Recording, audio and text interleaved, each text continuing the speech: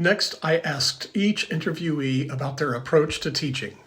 I like to emphasize 4 pillars.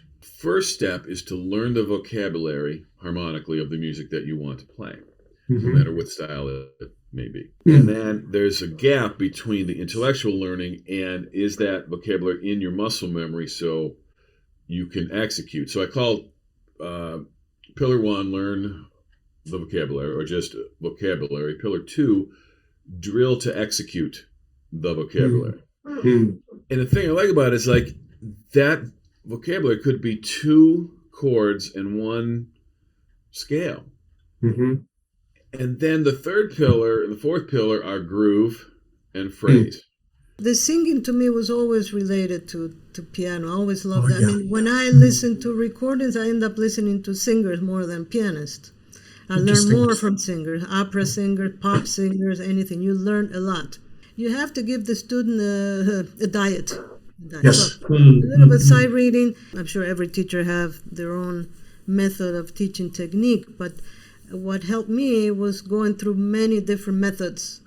Not just Czerny, not just Hanon, but Plaidy, Pichna, Phillips, every possible piano method I could find. And then the repertoire, depending on the level and the age, the teacher should know.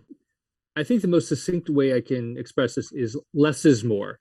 And I think there's this urge, this propensity as a teacher that more is better. So if I can fit more curricula, if I can stuff it full, if I can give more tests, more assignments, more projects, then that must be better. I decided after getting some experience that maybe it wasn't helpful to students to just cram, like to stuff as much as I could inside their brain as possible. And so that was really sort of liberating for me because it let me sort of stretch and it led us to really take deep dives into really important areas. And so my hope is that, those lessons will stick with them because we were able to explore certain topics on a more meaningful and deep level rather than covering many topics on a very superficial level. My thinking is that we're developing individuals, we're developing artists who have individual approaches to music.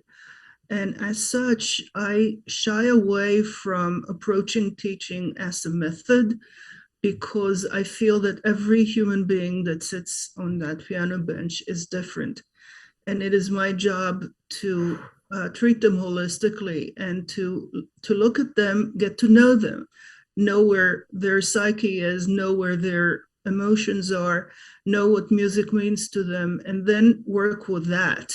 I'm sure when you're approaching beginners, there is much more of a methodology because, there's some basics that need to be taught and understood.